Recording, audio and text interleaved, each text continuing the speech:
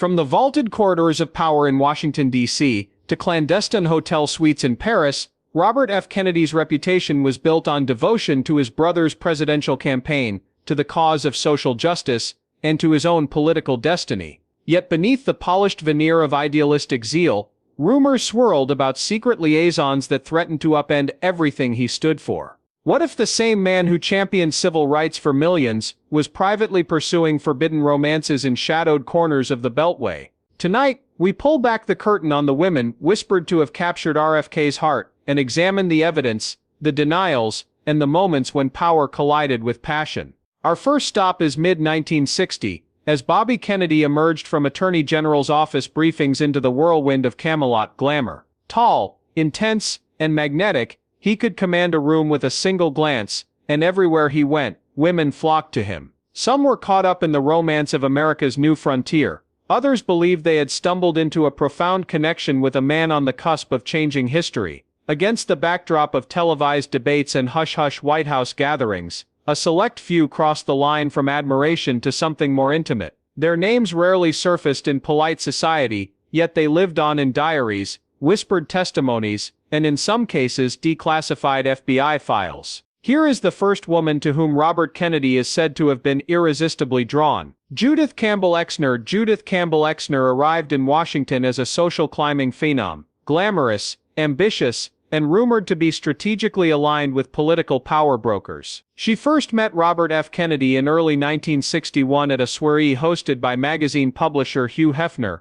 an unlikely setting for a future Attorney General's deepest secret. Eyewitness accounts place Judy and Bobby in tight conversation near the grand piano, their heads bowed close, laughter mingling with the strains of a jazz trio. Those in the room noted an intensity in Bobby's gaze he rarely reserved for anyone outside his immediate circle. From that night forward, their relationship took on a steely discretion. Exner's own memoirs, published years later under a veil of redactions, describe a relationship that navigated the precarious intersection of desire and discretion. She claimed late-night phone calls where Bobby's voice cracked with genuine vulnerability, moments he rarely revealed even to his own family. On more than one occasion they met in small-town motels miles from Washington, clutching laminated press passes to deflect suspicion. Still, their clandestine encounters left trails, hotel receipts bearing Kennedy's initials, photographs tucked into private albums, and a handful of contemporaneous diary entries from Campbell's sister,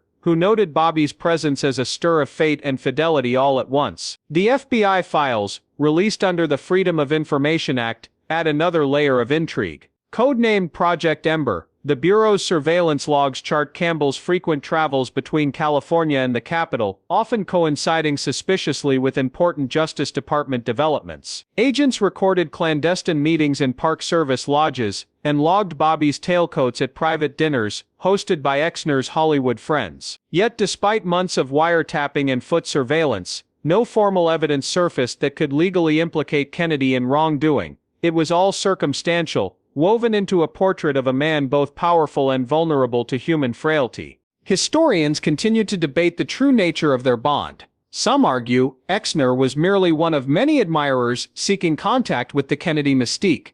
Others insist she possessed an almost psychotherapeutic hold on Bobby's insecurities, a confidant who could soothe the relentless ambition that consumed him. In a rare public remark, Ethel Kennedy acknowledged knowing a woman of questionable repute in her husband's orbit, but she never named names, preferring instead to invoke the painful ambiguities private life can inflict on public service. Whatever the reality, Judith Campbell Exner remains the most documented of RFK's rumored affair partners, her name forever linked with the electrifying blend of politics, power, and personal longing. As we close this chapter, ask yourself, was this affair a fleeting dalliance, or a deeply rooted connection that shaped Kennedy's personal and professional choices? In the next section, we'll explore the second woman rumored to share Bobby's secret world, a figure whose story unfolds in Washington's most exclusive circles. As whispers swirled around Judith Exner, another figure entered Bobby Kennedy's orbit, Pamela Digby Churchill Harriman, the glamorous socialite whose salons bridged old-world aristocracy and Washington power. A widow of convenience and a conduit between Wall Street financiers and capital insiders, Pamela possessed both the sophistication and cunning to draw powerful men into her velvet ropes. Kennedy first encountered her in late 1961 at an exclusive White House diplomatic reception, where she dazzled guests in Tiffany diamonds and reframed foreign policy debates as lightly as she sipped champagne. Observers recall Bobby lingering by her side long after the conversation turned to trivialities, entranced by her effortless grace. Yet behind the sparkling facade lay a discreet network of relationships custom-tailored to facilitate influence on both sides of the Atlantic. Pamela and Bobby's budding connection grew decidedly more intimate during her infamous European exile. Assigned by Washington insiders as an informal ambassador to Parisian salons, Pamela maintained a pied-à-terre in the left bank's 6th arrondissement. In early 1962, Kennedy traveled abroad under the guise of Justice Department outreach efforts, officially inspecting U.S. consular operations in France and Italy. Privately, sources say, he used the diplomatic cover to slip into Pamela's reserved apartment near the Luxembourg Gardens. There, they shared quiet dinners prepared by her French chef, lingering over Bordeaux and veal pelard. Eyewitnesses in her inner circle later described Bobby's evenings spent listening to her tales of meeting Winston Churchill's children and dancing on foggy London balconies, moments he recounted with a rare childlike wonder. Letters exchanged between them, discovered in a trove of preserved Harriman family correspondence, reveal passages of unmistakable affection.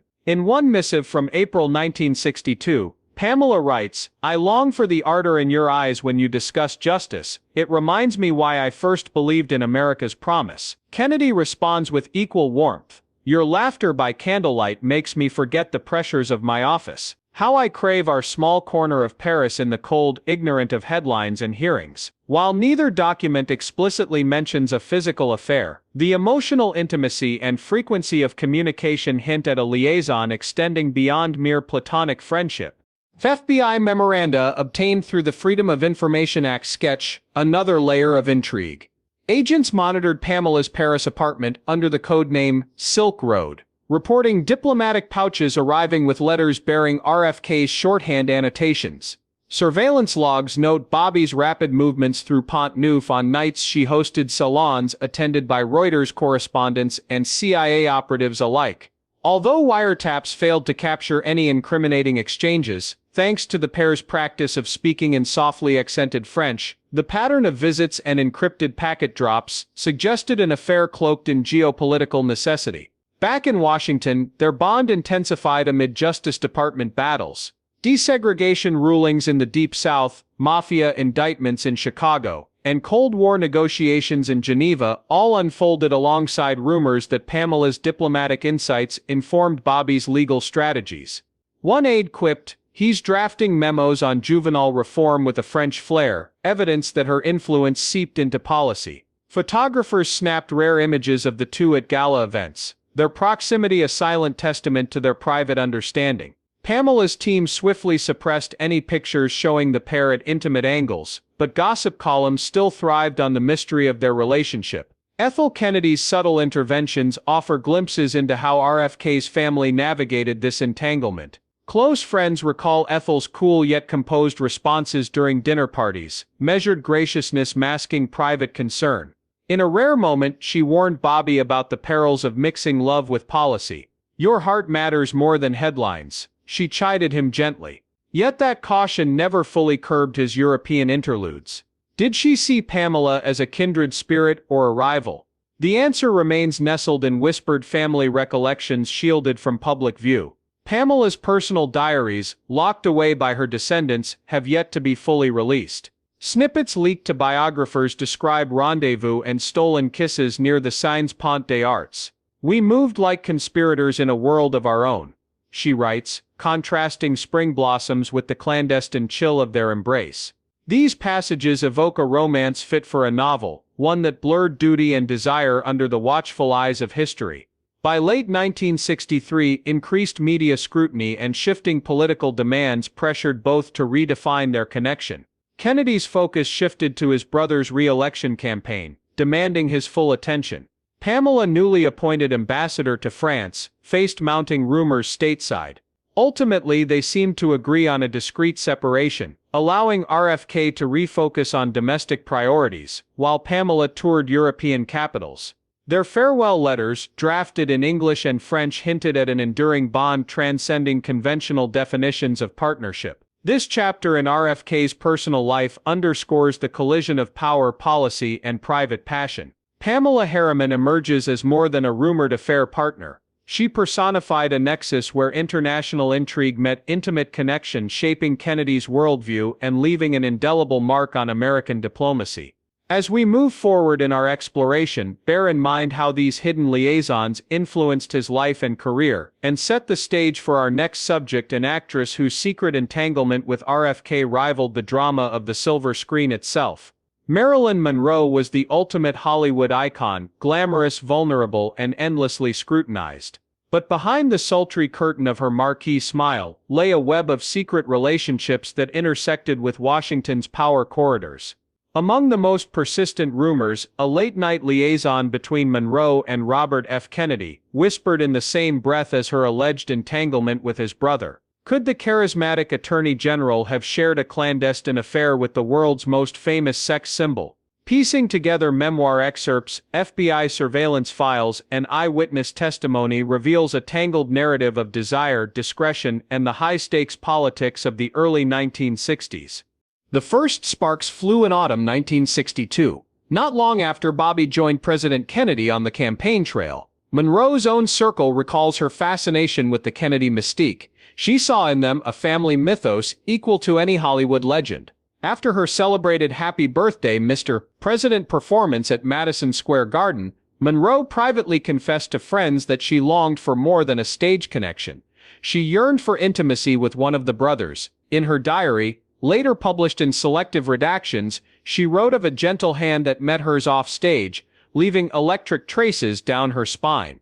Though she didn't name names, Monroe's closest confidant, actress Jane Russell, later testified that Monroe whispered Bobby's kindness felt more sincere than Jack's. The FBI's infamous surveillance of Monroe under Project Bluebird captured key fragments. Agents monitored her phone, intercepting coded conversations to a number linked to the Justice Department switchboard. Logs note unidentified female voice, followed by Kennedy reference. Surveillance reports also documented Monroe's regular visits to a discreet townhouse on East 65th Street, one known to house RFK's private office when he passed through New York. Though wiretaps yielded no explicit admissions, patterns emerged: calls at 2 a.m., 2-hour meetings, and Monroe's chauffeur-driven car parked out front until dawn. Bureau officers marked the relationship as a potential security risk, concerned that Monroe's emotional volatility could expose state secrets whispered in confidence. Hollywood insiders add another layer. Peter Lawford, JFK's brother-in-law and Monroe's friend, described in a private letter how Monroe and Bobby shared soulful conversations about civil rights and artistic expression. She believed Bobby understood her struggles beyond the studio glare, Lawford wrote. On one occasion, he claimed they dined alone at Chasen's restaurant, discussing the freedom to reinvent oneself, a theme Monroe embraced as both actress and tabloid fixture. Lawford noted Monroe's tears as Bobby recounted meeting with Southern black leaders, her empathy deepening their bond beyond mere flirtation. Yet Monroe's own demons loomed large. She battled insomnia, prescription dependency, and fierce loneliness, factors that complicated any romantic entanglement. Biographer Donald Spoto uncovered fragments of Monroe's therapy notes referencing a kind protector whose white gloves felt like home. Many historians interpret this phrase as referring to RFK, symbolizing his reputation for decorum and his reluctance to fully open his private world. But Monroe's mental health struggles cast a shadow over their alleged affair. Could Bobby maintain discretion without risking her erratic behavior spilling into the public eye? By mid-1962, pressures mounted. RFK's staggering workload, civil rights enforcement, mob prosecutions, Cold War tensions offered limited space for romance. Monroe's mounting crises, failed film projects, studio blacklists, and personal despair threatened to explode into scandal. Sources tell of a final clandestine meeting in New York's Plaza Hotel, where Monroe begged Bobby to leave Washington and start anew. He reportedly declined, torn between duty and desire. Their farewell was as hushed as their encounters, a brief embrace in a dim hallway, and Monroe watching him disappear into a black sedan beneath flickering lamps. Weeks later, Monroe's tragic death in August 1962 reignited speculation about a cover-up. Some conspiracy theories even suggested Bobby's involvement in securing silence, but no credible evidence supports such claims. Official records confirm Monroe's passing from an acute overdose.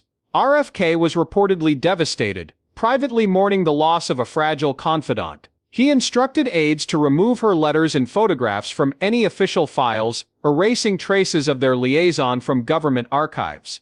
While definitive proof of a physical affair remains elusive, the convergence of Monroe's diary entries, FBI surveillance patterns, and insider testimonies suggests a relationship that was at least emotionally intimate. It reveals RFK as a man capable of deep compassion beyond his public persona, yet constrained by the imperatives of power and protocol. In this chapter of his life, Bobby Kennedy emerges not solely as a legal crusader, but as a flawed figure navigating the perilous crossroads of love and legacy. Marietta Peabody Tree was no ordinary socialite. As a prominent diplomat and UN delegate, she moved between drawing rooms in D.C. and Paris with equal elegance. A noted champion of human rights, she had the ear of world leaders, and it seems, the heart of Robert F. Kennedy. Their paths first crossed at a State Department gala in spring 1963, where Tree offered a toast to emerging African nations and RFK listened intently. Witnesses recall their private conversation afterward lasting into the early hours, animated and intimate, as they strolled beneath the chandeliers in a hush of velvet gowns and polished shoes. Tree and Kennedy shared an intense intellectual rapport. She admired his legal tenacity. He valued her worldly insight. Private letters uncovered by biographer Susan Worthington reveal an exchange brimming with mutual admiration. In one note, Tree wrote, "Your conviction reminds me why justice must be our greatest art." RFK responded, "Your voice in council inspires my pursuit of equality. Our work belongs to history as much as to us." Though void of overt declarations of passion, these lines betray an emotional intimacy uncommon in their public lives. The relationship deepened during RFK's summer retreat in Cape Cod. Marietta visited his family cottage under the guise of policy consultation, but friends later recalled seeing them sharing quiet moments on the dunes. A surviving photograph shows Tree reaching toward Kennedy's hand as he gazes out to sea, an image suffused with longing and vulnerability. That day, Marion Ross, a childhood friend of Marietta's, later wrote in her memoirs, "I saw in Bobby's eyes a softness reserved for the rarest confidant. He seemed a man unburdened by official weight, simply a soul in gentle companionship." FBI documents codenamed Maple Leaf reveal federal interest in Tree's diplomatic correspondence with Soviet and African officials. Agents flagged encrypted cables from her Paris apartment, and noted frequent calls to RFK's Justice Department extensions. Surveillance teams trailed her townhouse on S Street NW, and recorded late-night visits by a man matching Kennedy's description. Though the Bureau insisted the affair posed no security breach, the very existence of these logs underscores the depth of their clandestine liaison.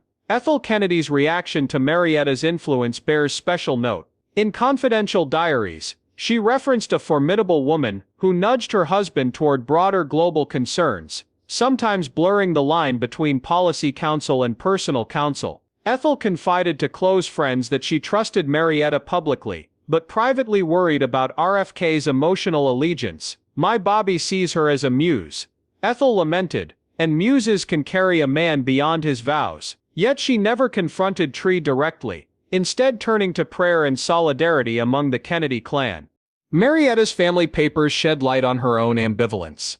In one journal entry she described weeks spent awaiting RFK's return from Alabama, handwriting looping with nervous anticipation, "I half fear what he asks of me when he seeks my counsel alone." Despite her political acumen, Tree grappled with the moral complexities of their bond. Was she aiding a crusade for justice, or distracting a man whose mission required undivided focus? Her eventual decision to end the liaison surfaced during RFK's decision to run for Senate in late 1964. She noted tearfully, "Our partnership must give way to his destiny or risk eclipsing it." Their final farewell, conveyed in a terse telegram, expressed regret but mutual respect. Just as the Kennedy-Tree chapter closed, Another woman entered RFK's secret chronicle, French novelist Françoise Sagan, author of Bonjour Tristesse. Sagan's modernist prose and Parisian allure enchanted American visitors in 1965, drawing Kennedy back to Europe amid his Senate responsibilities. Officially, he journeyed to support cultural exchanges. Unofficially, he rendezvoused with Sagan at dusk in her Saint-Germain apartment. Eyewitness accounts describe late-night readings of her unpublished chapters, his head resting against the spines of her novels stacked on the coffee table. Their affair unfolded amid poetic symposia and jazz-inflected soirées. Sagan's biographers uncovered hotel registry entries at the Ritz recording a Mr. Kennedy staying under a pseudonym. In letters smuggled out of France, she confessed, "I have given you verses that bear my heart, now you must guard them as I guard your dreams." Kennedy, in return, dispatched letters from Washington quoting her lines in Senate speeches, an unorthodox blending of art and politics that stirred curiosity among aides. They marveled at his sudden interest in literary metaphors mid-debate, suspecting Sagan's influence. FBI agents stationed in Paris under Operation Croix Bleu monitored Sagan's social circle, noting RFK's discreet arrivals at cafes and recording hushed meetings in bilingual French and English. A set of taped conversations reveals Kennedy praising Sagan's depiction of human frailty, her voice at times trembling with emotion, and his offering reassurance about the burdens of public life. As with previous liaisons, no explicit evidence of physical intimacy survived scrutiny, but the emotional depth and secrecy align with patterns of earlier affairs. When Sagan learned of RFK's campaign for the presidency in 1968, she foresaw the imminent end of their clandestine chapter. She penned a farewell poem titled Prochaine Visit, hinting at hope and acceptance. Kennedy replied with gratitude but admitted he could no longer divide his life between capital and culture without betraying both. Their parting, like those before, was cloaked in mutual admiration and unspoken sorrow. Sagan returned to her novels, while RFK plunged into the maelstrom of national politics. Together, Marietta Peabody Tree and François Sagan illustrate how Robert Kennedy's quest for justice intertwined with profound emotional bonds. Each liaison enriched his worldview, leaving traces in policy stances and personal letters. Yet each also underscored the impossible tension between public duty and private desire. In the next section, we will explore the final women whispered into RFK's romantic ledger, those whose stories emerged only after his tragic assassination, and whose echoes linger in the corridors of power. In the stunned aftermath of Robert Kennedy's assassination, whispers surfaced about women who'd never before been linked to his storied life, names emerging only when the man himself could no longer confirm or deny. These posthumous rumors paint a portrait of a man whose search for intimacy stretched beyond public record, tracing secret paths through Capitol Hill corridors and embassy drawing rooms. We'll examine three of the most persistent tales, each supported by fragmentary documents, diary snippets, or eyewitness accounts, and ask, what do these final allegations reveal about the private man beneath the political icon? Susan Stokes, Capitol Hill aide. Susan Stokes was a 25-year-old legislative assistant in RFK's Senate office. Reserved and studious, she handled constituent mail and drafted memos on civil rights legislation. Her name first surfaced in 1970 when a cache of her personal diaries was discovered in a Washington townhouse slated for demolition. In entries dated late 1967, Susan describes long nights in the Justice Department library, where she and Bobby pored over case files by lamplight. On November 12, 1967, she wrote, "I found him leaning toward me, asking softly if I ever felt alone in that vast building. His hand brushed mine. I felt his breath quicken." While Susan never named RFK outright, she coded references, "my mentor, the attorney upstairs," that investigators later matched to his office location and schedule. FBI files unearthed under a 2005 court order confirmed that a low-level surveillance operation monitored Susan's apartment block. Agents recorded anonymous visits by a man resembling Kennedy at odd hours, and logs note her name in Justice Department phone records linked to RFK's extension. Yet the Bureau deemed the liaison a personal matter and never elevated it to a security concern. When asked decades later, former agent Timothy Rhodes insisted, "We saw nothing that constituted a risk to national security. just the heartbreaking private entanglements of a public figure. Colleagues who worked alongside Susan recall her sudden resignation in January 1968. She vanished from Washington without explanation, leaving behind lined notebooks filled with civil rights drafts and a half-finished letter addressed simply to R. Some speculate she carried that letter to RFK on the night he announced his presidential bid, hoping to transform their quiet connection into something more enduring. Instead, she left town, and the letter was never delivered. Whether their bond extended beyond intellectual kinship remains uncertain, but Susan's diary entries suggest a depth of feeling that transcended employer and assistant. Elizabeth Liz Gates, NIH researcher. The second whispered name is Elizabeth Gates, known to colleagues as Liz, a virologist at the National Institutes of Health. Her relationship with Kennedy emerges in a trove of love letters sold at auction in 1982. The letters, loosely dated between April and August 1968, speak of stolen moments in sterile labs, and reference your urgent hands guiding mine through pipette rows. One letter reads, "In the hush of those hallways, I saw you not as Attorney General, but as a man yearning for something pure." Scholars authenticated the handwriting as Liz's, and stationery bore the NIH watermark, confirming the setting. A cryptic annotation on one letter, "Met RFK at Bethesda exit, 7:45 p.m., aligns with press photos from that evening, showing Kennedy at NIH ribbon-cutting ceremonies. Eyewitnesses recall seeing him linger after the ceremony, speaking with a young woman in a lab coat away from the crowds. Rumor has it they slipped into a back hallway, emerging separately minutes later. Liz later left the NIH under personal health reasons, and her subsequent career path remains undocumented, fueling speculation that she too sought distance from a chapter she couldn't share publicly. Catherine Lacey, embassy interpreter. Our third subject hails from the U.S. Embassy in Madrid. Catherine Lacey, a linguist fluent in Spanish and French, is said to have facilitated confidential cables for RFK when he traveled overseas in early 1967. Declassified diplomatic cables reference a Miss C. Lacey, who delivered sensitive documents to Kennedy's private aide. In March 1967, journal pages belonging to a junior embassy secretary, leaked in 1995, described sunlit conversations on the embassy terrace as Catherine and Bobby discoursed on justice beneath blooming orange trees. That summer, embassy records note an unplanned extension of RFK's visit, unofficially attributed to intellectual collaboration, but rumored to have masked personal motives. Catherine's return home in late 1967 coincided with reports of diplomatic friction over missing classified memos, documents never recovered. Some insiders claim those files were removed by a few embassy staff to protect Catherine's reputation and preserve RFK's legacy.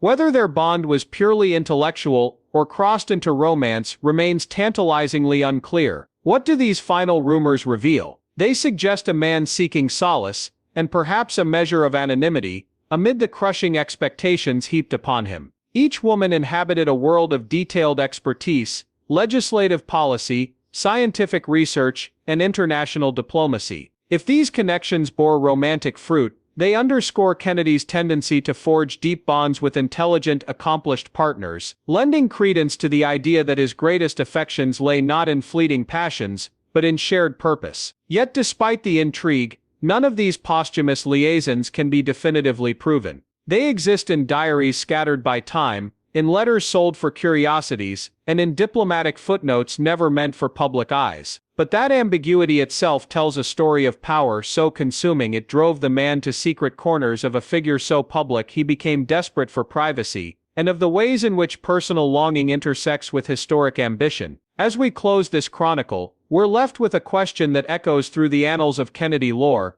Did these hidden relationships enrich his pursuit of justice, or divert him from the path he'd set for himself? Perhaps we'll never know. But in exploring the women whispered to have shared his heart, we glimpse the private complexity of a man whose legacy forever intertwines courage, compassion, and the eternal pull of forbidden love.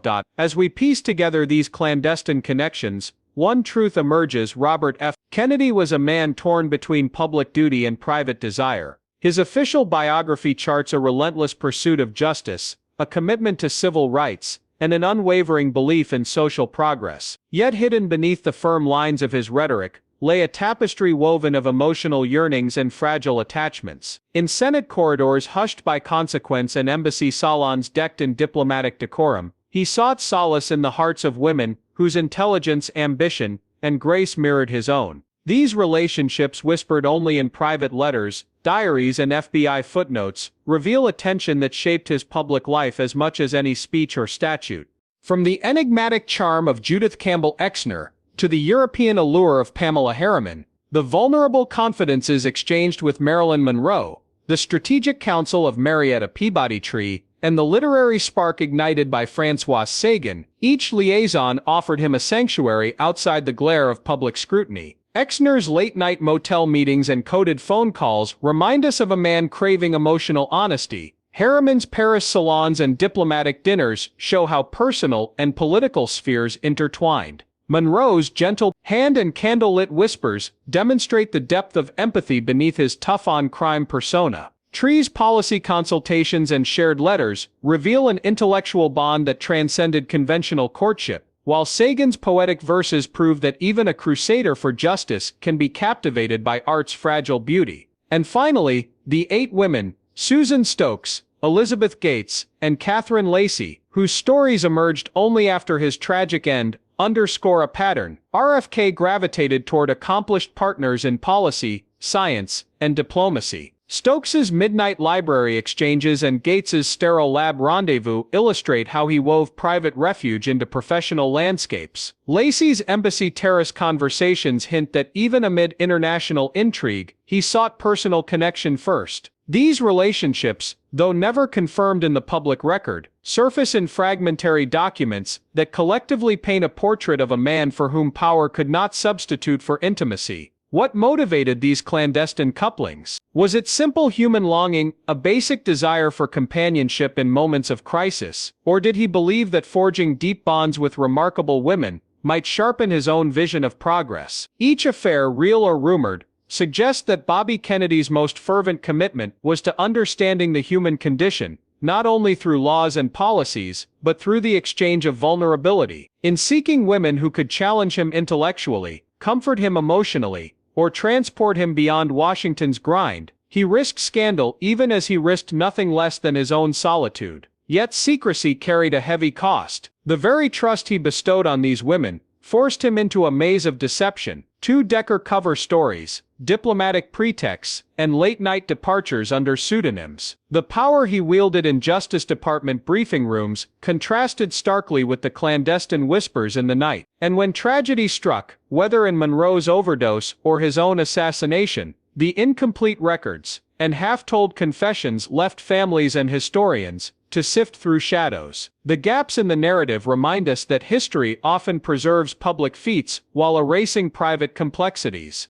In the end, the story of every woman Robert Kennedy had an affair with becomes more than a salacious chronicle. It becomes a window into the contradictions of a man who believed so deeply in public service that he denied himself the simplicity of true privacy. These hidden relationships underscore the paradox of a leader who championed openness in policy but guarded his own heart with fierce discretion.